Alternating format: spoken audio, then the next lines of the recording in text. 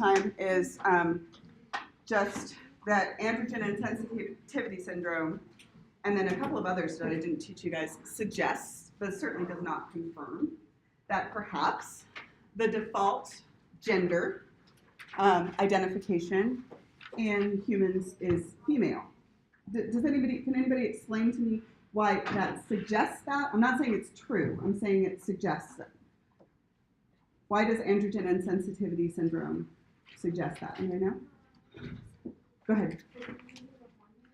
Because of hormones. And so these XY fetuses make testosterone, yes, but they don't respond to testosterone. And then the vast majority of these kids, when they are born and have a gender identity to tell you about, what do they generally gender identify as?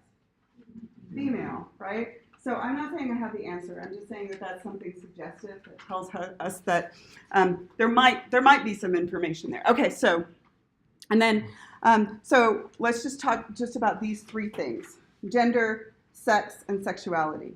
Which one can anatomy and physiology really address relatively well? Sex, right? Which one can anatomy and physiology not really get into, even though there's probably physiology to all of it, right? I mean, physiology is like chemicals in your brains, neurotransmitters, hormones. We don't have the capacity to address either sexual orientation or gender with our current level of knowledge in anatomy and physiology. So let's just briefly talk about a little bit more terminology and then realize that there's a hell of a lot more that we won't get into. So if we go just with sex, which is anatomical, physiological, and remember that there were 5 different, and people don't argue that there's just 5, FYI, 5 different determinants of biological sex that most of us agree on: chromosomes, gonads, sex hormones, internal reproductive organs, external genitalia. Okay, so if we just stick with that, even with sexes, you do not have to be exclusively male or female. You can also be intersex. And intersex, when you are using that term anatomically, what it would mean is that either internally or externally, you had something that was in between an anatomically typical male and an anatomically typical female. Does that make sense? So, for instance, what can happen with these people is they might have something that is between a clitoris and a penis. It might not have the urethra within it. It might be closer to the size of a clitoris, but a relatively large clitoris with a urethra in it. And then the person would be intersex anatomically. Okay, does that make sense to you? And we talked about this briefly last time, although not a hard and fast rule. Quite a few people who are intersex are what chromosome complement?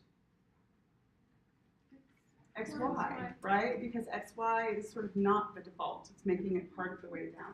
Now, of course, you can also, FYI, when you asked about this the last time, if you shoot a woman up with testosterone at exactly the wrong point in pregnancy, you are going to potentially change her anatomic sex, but you usually do not change it all the way over to being completely typically male. A lot of times what you'll do is make the anatomic sex something in like an intersex. Does that make sense?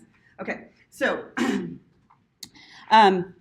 there are lots and lots of different anatomic variants that exist. Now, one of the tragedies of being intersex, historically speaking, is that instead of doing gender reassignment surgery, which you can, for instance, choose if you're an adult, they did gender assignment surgery. If you have a baby that's born intersex and you don't know whether that baby is male or female, a lot of times they just did the easiest surgery, which is generally to cut everything off to make a vagina, which is easier to make a functional vagina than it is to make a functional penis. Does that make sense? But you had no indication of what the person's gender actually is, right? And so regardless of whether you cut off the genitals, put them in a pink dress, and raise them as a girl, you're not going to be able to change what their actual gender is, and they can't tell you yet. So how the hell do you parent through that successfully? I don't know, but that wasn't the right way.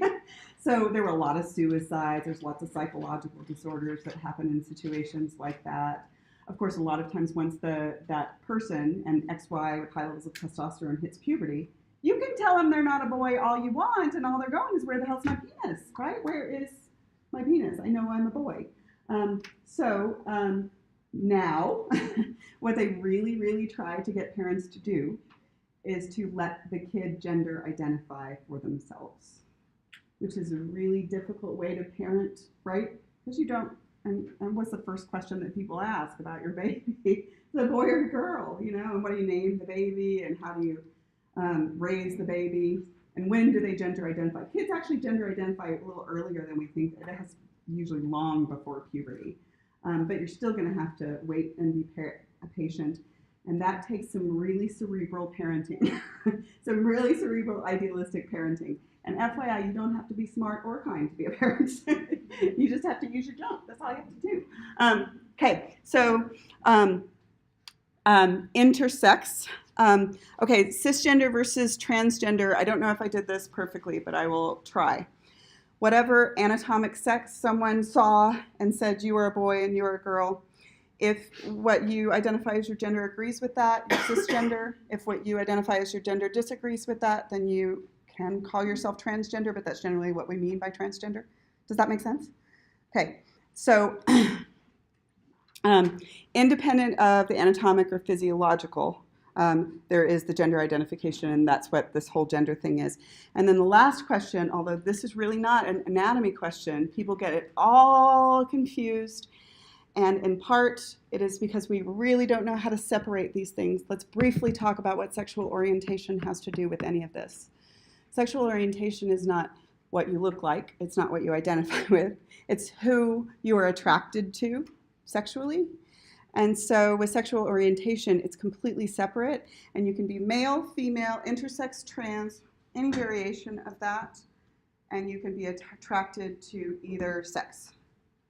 Does that make sense to you guys? Right? So it's a separate question that gets smashed all together, because when you talk about these issues, if you're trying to talk about them at all, it's LGBTQI, right? And now A, which is asexual, right? And we're just doing our best, guys, to try to figure it out, right? But there's an awful lot of anatomy, physiology, psychology out there. And I simply have had exclusively my own experience, so I certainly cannot claim to be an expert on anybody else's experience. But FYI, last little tidbit, and then we will get into the strict anatomical discussions, is that I don't know if you guys heard about the Kinsey scale. People argue about the Kinsey scale. I'm not telling you that this is super solid science. I'm telling you that this is historical psychology. The Kinsey scale rated what people were attracted to on a scale from exclusively heterosexual to exclusively homosexual. I was going to report the data for you of how people fall along this, but nobody can really agree on which sets of data are correct and actually representative of the population. This is not who you have sex with, right? This is what you find sexually attractive, which is sometimes doesn't have anything to do with how you behave. FYI, it's not a bimodal distribution. People do not tend to be homosexual or heterosexual. Most of us are somewhere in the middle, especially at what point in your life? Any idea? Your 20s, yeah. Your 20s are your sort of experimental period in which more people fall in the middle of the bell curve. And statistically, fewer people fall exclusively heterosexual and homosexual. And then we had to put in a new one, which is asexual, right? I'm not interested in sex at all, right? But this is, again, not who you are, but who you are attracted to or not attracted to. Okay, all right, so this is just a small glossary of the terms related to all of this. I didn't do even a tidbit of them because I am out of my depth with all of this stuff. I did the ones that I thought were directly related to the questions that we're going to ask. And you guys are going to vote, right? Everybody should vote. You should vote twice if they let you, because you've met other people and they're stupid. So all of this stuff is going to come up, and it's going to be more in the forefront, and it works best if we have the proper vocabulary to talk about before we actually have opinions. You need to actually understand the facts before you deal with opinions. Even if you're just going to counteract my vote.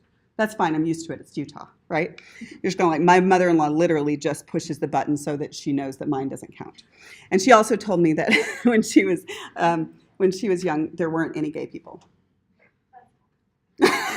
I was like, well, I didn't hang out with you.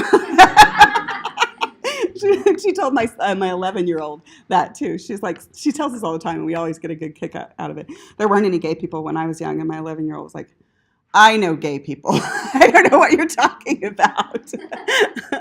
Okay, so now we are going to get to this awkward picture that makes us all feel a little weird inside.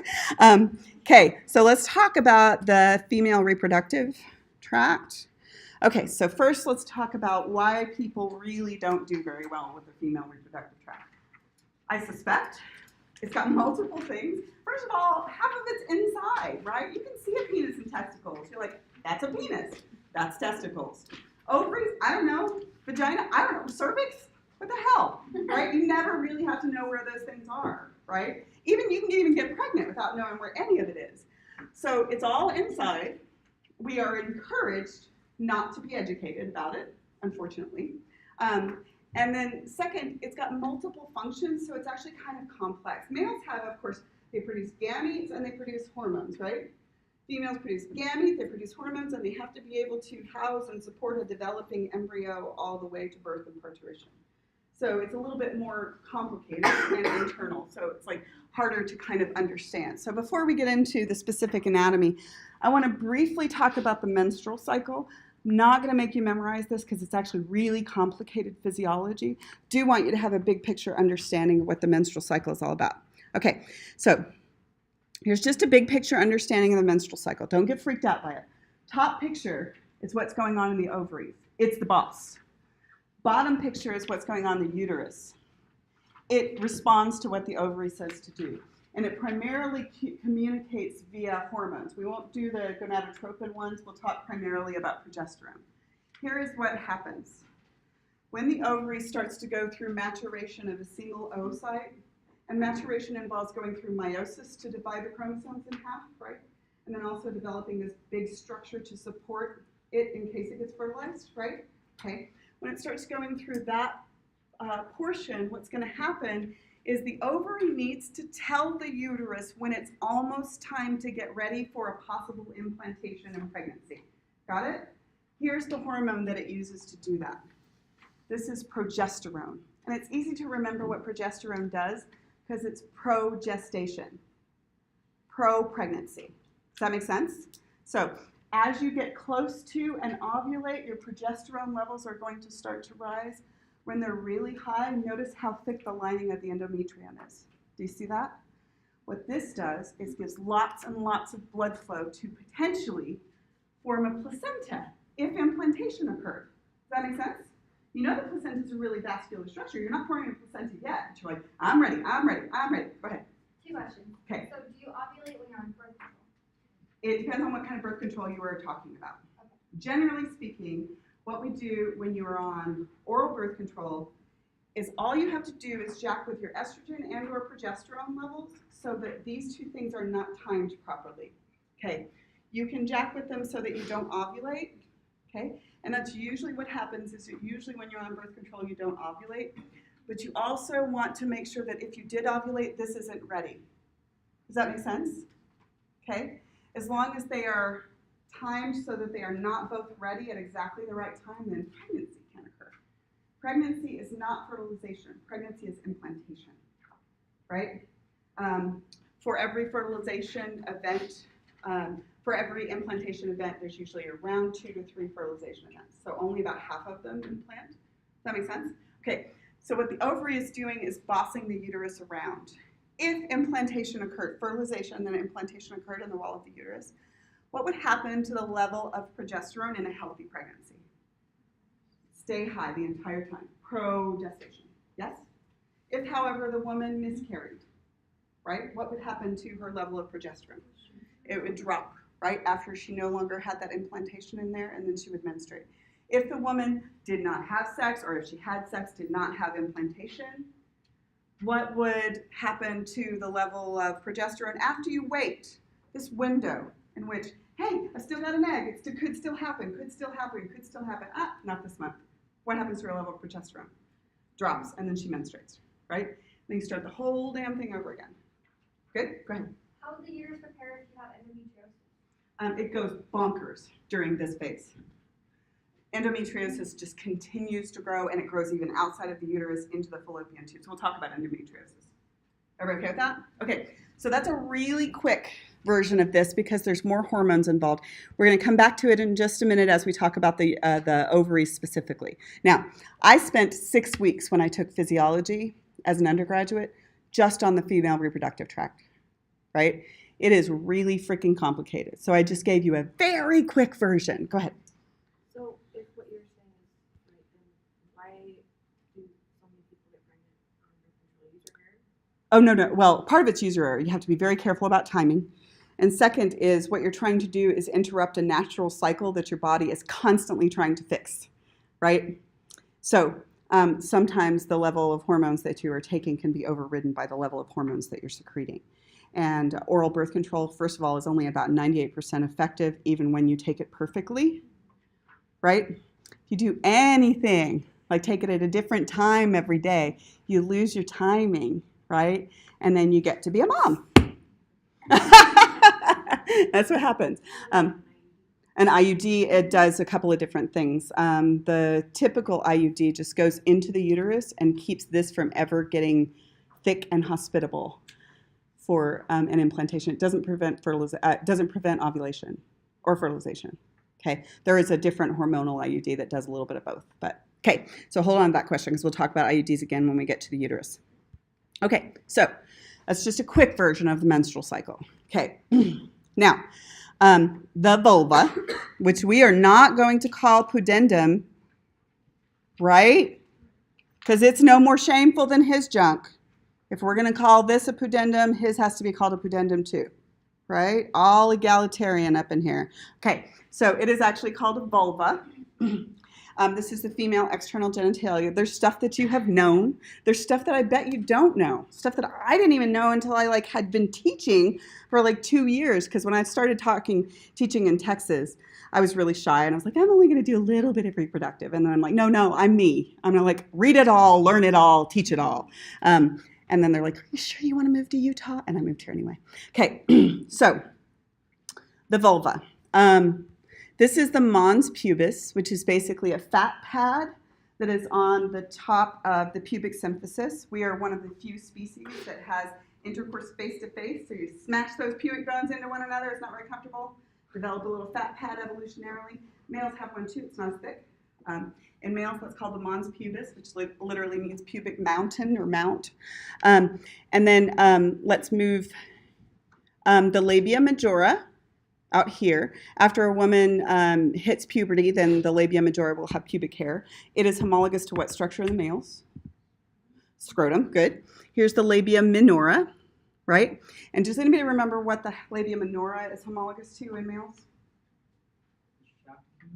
Yeah, the skin of the shaft of the penis. Because the shaft has erectile tissue and a urethra in it, right? And that doesn't all end up there, but the skin, right? Does that make sense? Okay. So the skin of the shaft of the penis. Okay. And then this inner portion right here, inside the labia majora, is called the vestibule, which means waiting room. Here's the doorbell, guys. You got to ring the doorbell before you come in the waiting room. Right there, okay? Just telling you. And notice that it is outside of the waiting room, right? Outside. Okay, there it is. All right, so the vestibule has a couple of structures that you care about in it. It's got the external urethral orifice or the urethral opening, right? And then it's got the vaginal orifice or the opening to the vagina, okay? And then a couple of things that I literally had no idea these were there, right? And there's no owner's manual. So first off, there is the opening to the greater vestibular glands, which are right here at the bottom of the opening to the vagina. The greater vestibular glands, if you took the skin off and looked behind, you would see that the glands are actually right back here, okay? And here's what happens with the greater vestibular glands. When a woman is aroused, they will secrete a clear lubricating fluid that lubricates the opening of the vagina. So you guys tell me, the greater vestibular glands are probably homologous to what glands in male? The bulbourethral glands, which secrete a clear lubricating fluid at exactly the same point, right? During arousal. That makes sense? Okay. So you will see that damn near everything that exists in the male and you've known about for a long time has a homologue in the female that we might not have known about. Does that make sense to you? Okay, so those are called the greater vestibular glands, and when a woman is aroused, they will secrete a clear lubricating fluid. Okay, What else do you have in there? Okay, so this one is not in your textbook because we cannot agree how many women have it. It's called the paraurethral or the Skene's gland. Do we know that some women have it? Absolutely. How well has it been studied? There's damn near no study money for female sexuality unless it is related to pregnancy.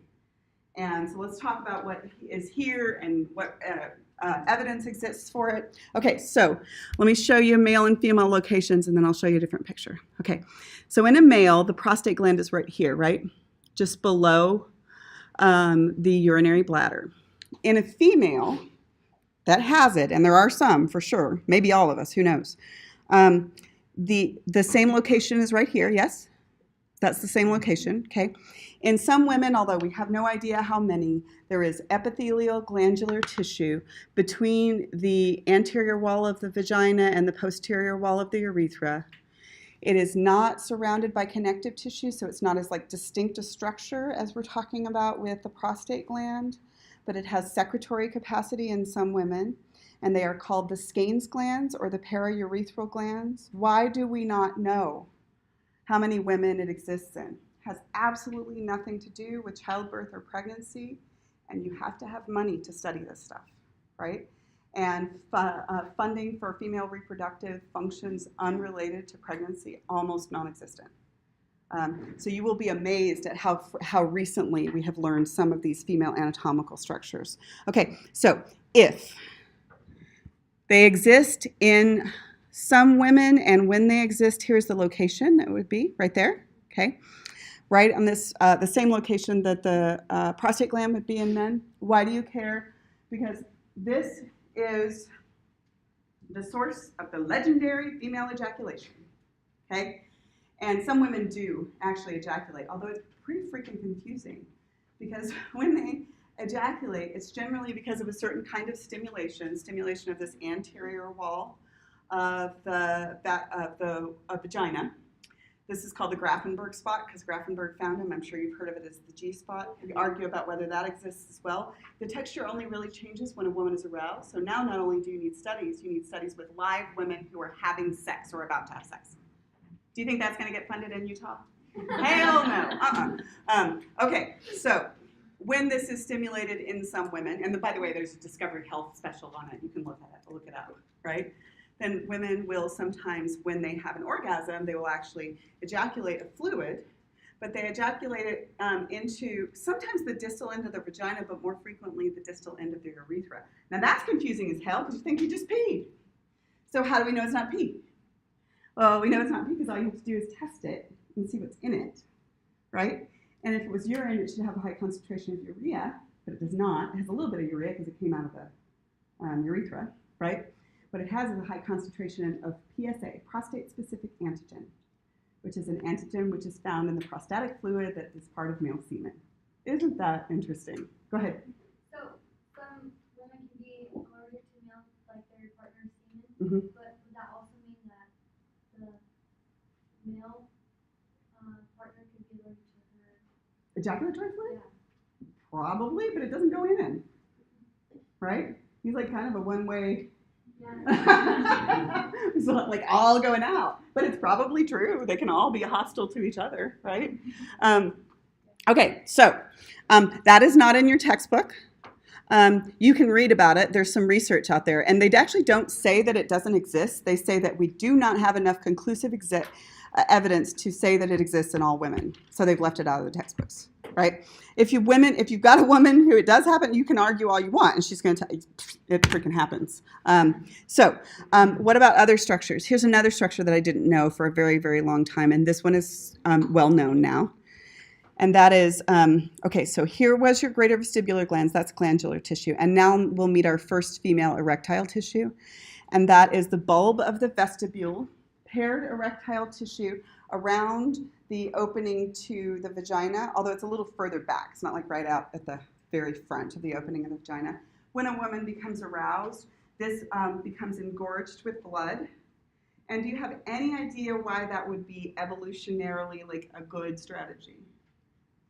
What does it do if the bulbs of the vestibule become engorged with blood when a woman is aroused? heightens the opening of the vagina, which makes it more likely for ejaculation, which makes babies.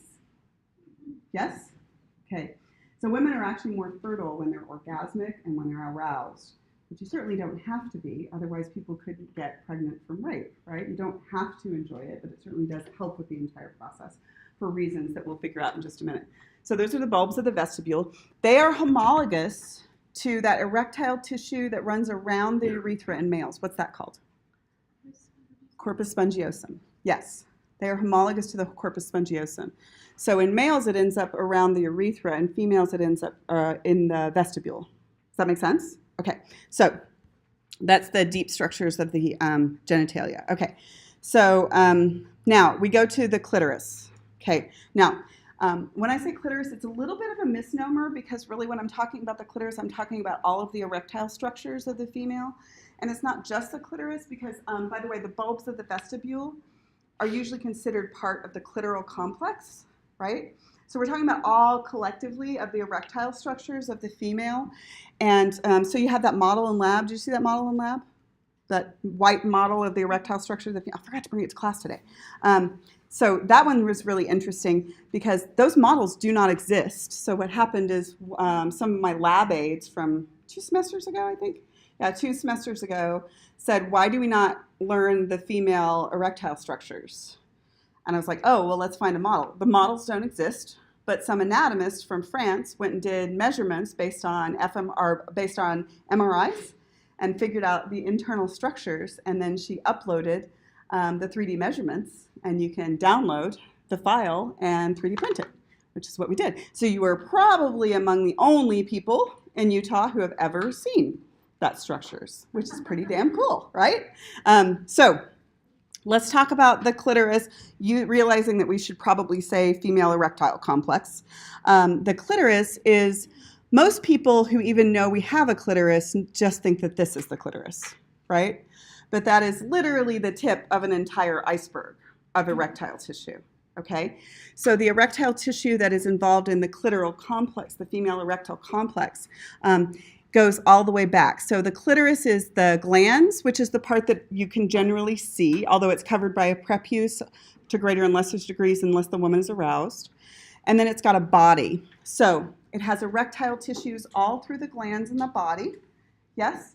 And the glans of the clitoris is homologous to the glans of the penis. Of course, it doesn't have a urethra within it. Does that make sense?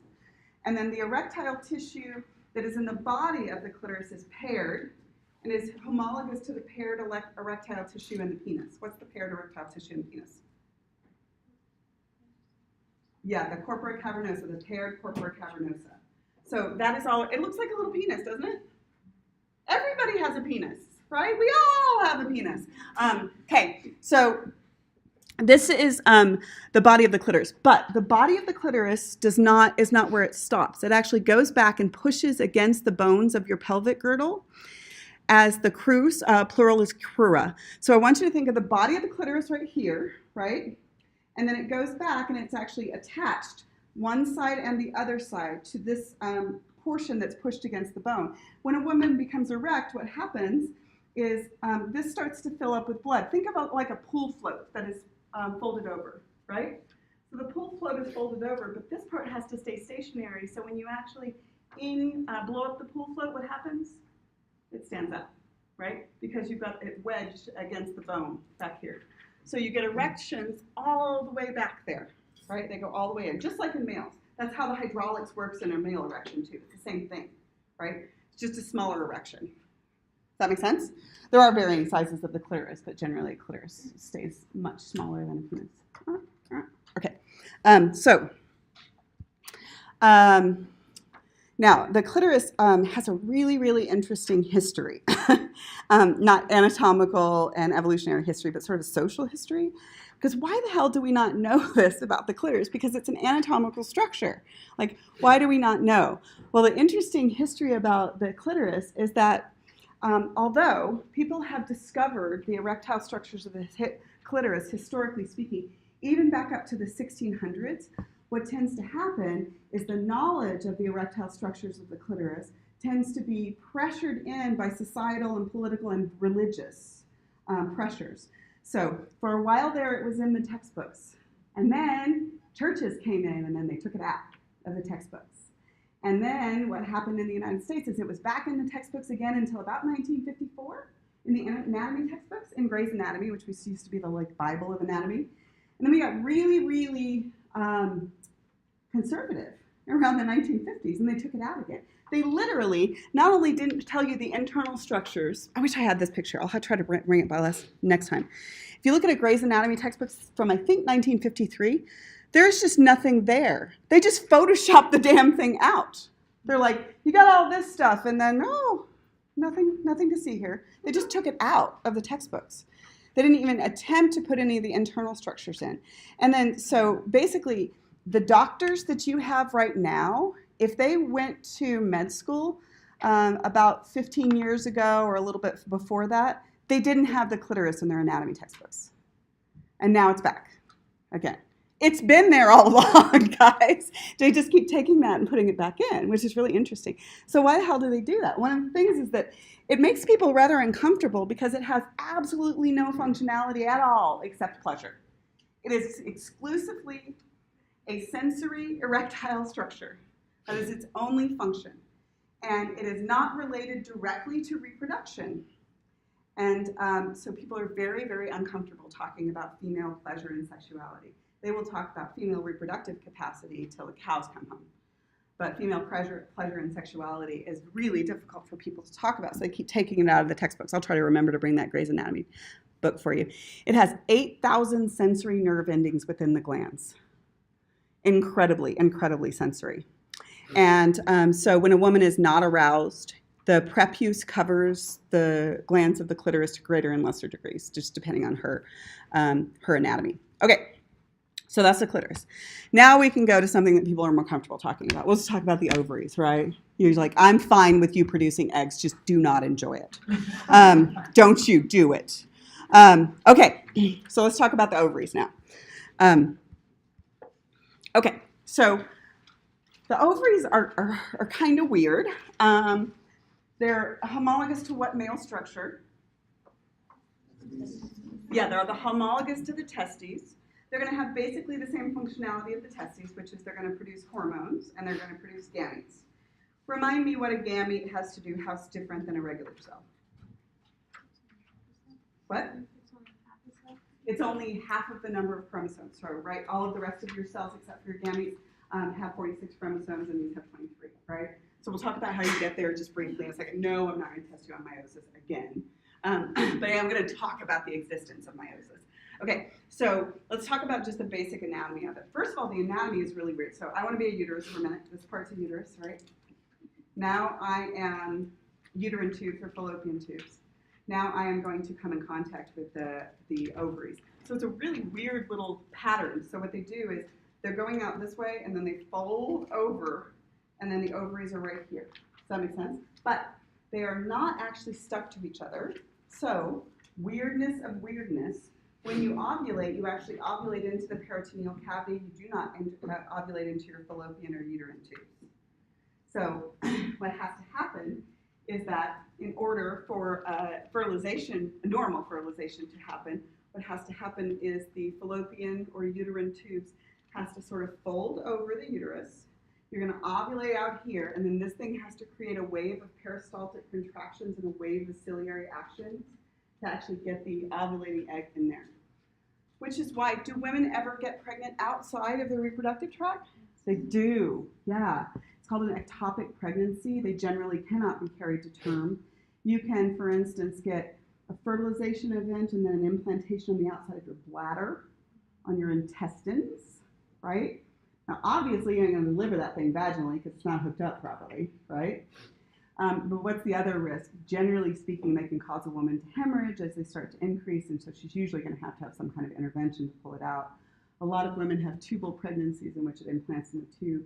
Now, the only situation I've ever heard of in which a woman carried an ectopic pregnancy to a live birth.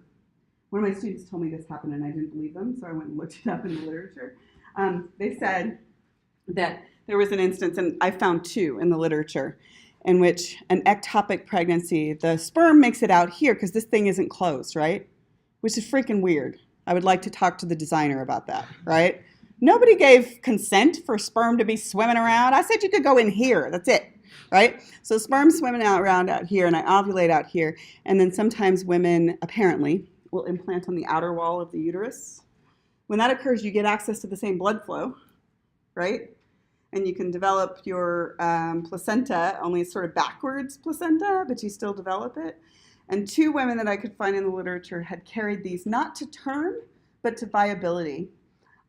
So it's not inside the uterus, but the amniotic sac will develop out here. It damn near killed both women trying to do it. And they only carried the babies into the 3rd trimester, and usually babies can survive around 22-ish weeks. And I think one of them carried the baby to 21 weeks and the baby survived, and the other one carried it to 24. And then, of course, they had to do abdominal surgery to remove the baby. Does that make sense? What? Oh, it does? So you guys can go this weekend and watch about female ejaculation and ectopic pregnancy. I'm not saying it's an assignment, and don't tell your parents I did say that. Go ahead. Would you be able to test positive in like total pregnancy? Totally. Yes, yes. They totally test positive for HCG. HCG just goes in your bloodstream, human chorionic gonadotropin, and as soon as implantation occurs, you start to develop it and dump it into your bloodstream. So you still would test positive. Yeah, that's a good question. Go ahead. So if you have an implantation and it wasn't where it's supposed to be, Mm-hmm. do some sort of intervention to take it out, people consider that an abortion? Yes, they do.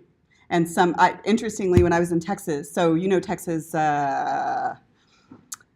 born-again Christians, which is, I've got a really deep redneck born-again Christian stock behind me. I wasn't always a heathen, but it's pleasant. You should try it. One of my friends, when I was teaching at the college there, had an ectopic pregnancy, and her pregnancy implanted, I can't remember, I think it was somewhere on her intestine, but she was really, really staunchly what she described as pro-life.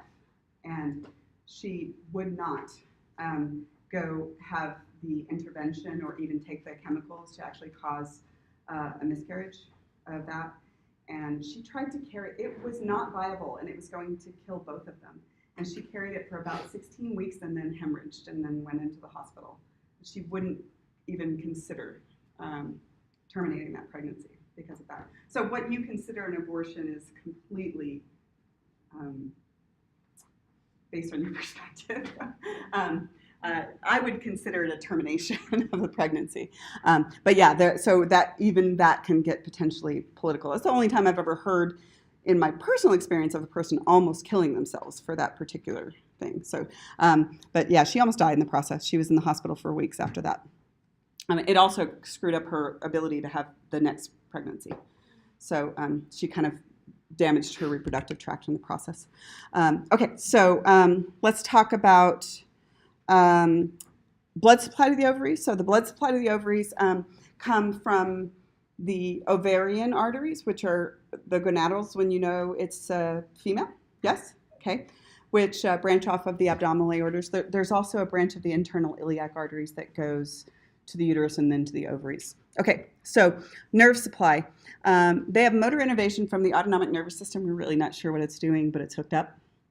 They have sensory innervation, visceral sensory innervation, as anybody who's ever had an ovarian cyst can tell you. Those things can hurt. And some women can actually feel when ovulation occurs. So let me show you sort of what happens with ovulation, and I'll show you a picture of ovulation. So here's the process. Okay, so stick with me for just a second. I'm not going to ask you about all of the particulars, but let me tell you the process, then we'll talk about ovulation. Here's something you've probably heard before that's true-ish, but not true. It's truthy. So people have told you that a woman is born with all the eggs that she's ever going to have. It's not quite true. A woman is born with all of the egg-producing structures she's ever going to have, and that's these. And they're diploid. They have 46 chromosomes. And they have the capacity to go through meiosis and form eggs. And you're born with 1.5 to 2 million of them. But they age with you. What's different in a male is that a male is born with all of those that can make sperm. But in addition to going through meiosis, he also goes through mitosis to make fresh ones. Does that make sense? So with the woman, all of your egg-producing structures, which are called primordial follicles, will age with you. So here's generally what's going to happen with the woman. So this is your ovary, this is the medulla, but all of the action happens at the cortex around the outside. Once per cycle, month-ish, one of these will start to go through meiosis, right? It's going to start to go through meiosis and take 46 chromosomes and divide them in half, 23, 23, right? And then with each of the 23, you still have double the chromosome material that you need. So you can divide each of those, right? But with a woman, what's going to happen is you do that meiosis 1 division, go 46 to 23, and then you do a meiosis 2 division, take each of the 23 and divide them just in half it by content, not by number, right? And then what we do with a woman is we only end up making one viable oocyte, and the rest of it is just basically sequestering all of that extra genetic material. Does that make sense? So one of those is going to continue development, right? And then you will ovulate it, right? Once per month, right? And then of course, this, what should happen right after ovulation is that you should keep your progesterone level really high just in case implantation occurs. That's the job of this structure that used to be supporting the egg and now hangs out and just produces progesterone for you until you don't implant, and then it just goes maybe next month and you start over the whole thing. Does that make sense? Go ahead. So when someone like donates eggs, are they donating like already like? They ovulate. Okay. They ovulate them. So I'll show you. This is actually a picture from someone who is taking drugs for hyperovulation, and you can see ovulation occurring. It's kind of weird, but also cool. Okay, so sometimes when women are having fertility issues, they can take drugs that make them hyperovulate, so that, for instance, they could do in vitro fertilization if they needed to. So they go in and harvest the eggs from the ovary, and they harvest them when they're ovulated. So this is the process of ovulation. So here's an ovary, right? And you can see this structure that is basically popping out the side.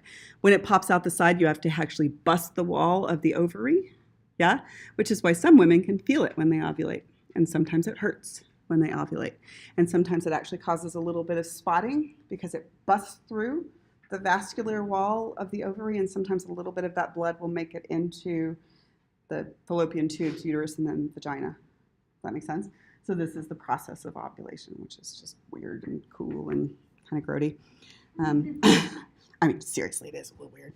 Okay, so visceral sensory innervation. So let's look at the tissue layers of the ovaries. We've already done a little bit of it.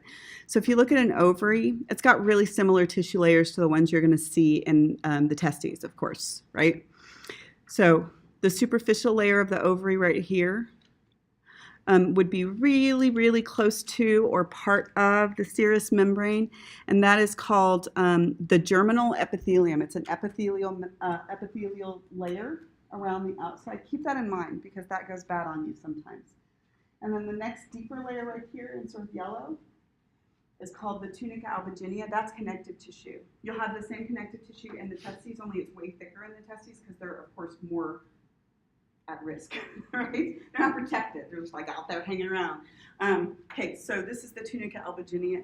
And then once you make your way in, you've got the cortex, which is where all the action happens, and then the medulla, which is really where the tubes come and go from. Like, not all the tubes, the blood vessels and nerves come and go from. Does that make sense? Okay, so women, as I mentioned, are born with about 1.5 to 2 million of these structures that are 46 chromosomes, and they can go through meiosis. In a normal woman's average reproductive lifespan, she will ovulate about 400 of them. What happens to the rest of them? They just didn't get picked. They go through degeneration and do follicular atresia. Although, one of the things that could become important to you as you start hitting your 30s and 40s, especially as you start hitting your 40s like I am, your reproductive system goes, hey, we've only got a few cycles left. Maybe we've got 10, maybe we've got 20, maybe we've got whatever. I don't know how many cycles left. So instead of just taking one of those follicles and sending it through meiosis and making one oocyte, as you get into your 30s and 40s, and heaven forbid, and you're into your 50s, you will actually start to hyperovulate because it's like, we're almost done. Here's 3, right? Now that sucks if you get pregnant because then you're like 48, right? You get pregnant with triplets, and you're like, what the hell, world? what have I done, right? The only good thing about that is that you might be able to afford them, right? Yes. However, you might go crazy in the process, right? So hyperovulation happens more frequently as you age. Also, chromosome abnormalities happen more frequently as you age. Okay, so we got the medulla. We already did that. Okay, so let's just talk about how you hold the ovaries up where they are. Okay, so what holds on to the ovaries and keeps them in position? Since they're really not directly attached to the fallopian tubes, how do they stay where they are? Well, they've got a couple of different ligaments. This is the ovarian ligament. That is not a tube. That's just a rope, right? Holding it on to the uterus, right? That's not how you actually get anything from the ovary to the uterus. And then you've got this guy right here, which is called the suspensory ligament, which actually suspends the ovaries from the abdominopelvic wall. Does that make sense? Okay. And then you've got this one right here, and that one is primarily holding onto the uterus, but it also supports the ovaries from the back, and that's called the broad ligament. Does that make sense? Okay. All right. So last little tidbit we talked about way back at the beginning of the semester when we were talking about serous membrane is let's revisit ovarian cancer for just a second. Ovarian cancer occurs in this layer, the germinal epithelium, which isn't particularly surprising because it's an epithelial tissue, and we know that epithelial tissues are far more likely to make mitotic mistakes than other tissues because they go through mitosis more frequently, right? Now, remember that we learned in the beginning of the semester that ovarian cancer, although it is not particularly aggressive and metastatic compared to a lot of cancers, has a really high incidence of death. Does anybody remember why? Why do people die from it even though it doesn't metastasize super quickly and it's not really aggressive? Go ahead. Yeah, it's because it's hard to diagnose. Because remember, this is right associated with your serous membrane, your whole peritoneum. And so as it starts to behave weird, what it does is irritates the peritoneum. You can't really locate the site of irritation because it's like, oh, I've got indigestion, or oh, this hurts, or oh, that hurts, right? And so how the hell are you going to figure out what you got? Did you do exploratory surgery every time you have indigestion? No, right? You do not. You're not a Trump. You can't do that. You're like, just get in there. I don't care how much it costs. No. So you don't do that. So what happens is that women with ovarian cancer usually do not get diagnosed when they're stage 1. They get diagnosed when they're stage 3, right? So the reason that's important to you is because ovarian and breast cancer have a very strong genetic component. If you've got people in your family who have ovarian and breast cancer, then you take long-term tummy aches more seriously, right? And you tell your physician about long-term tummy aches. Does that make sense? You're like, I've got indigestion forever. I've got a family history of ovarian and breast cancer. Will you please see what you can do? And no, they don't do exploratory surgery at first. First, they do some kinds of non-invasive stuff. Okay, so here's what I'm going to do. Over the weekend, if I can,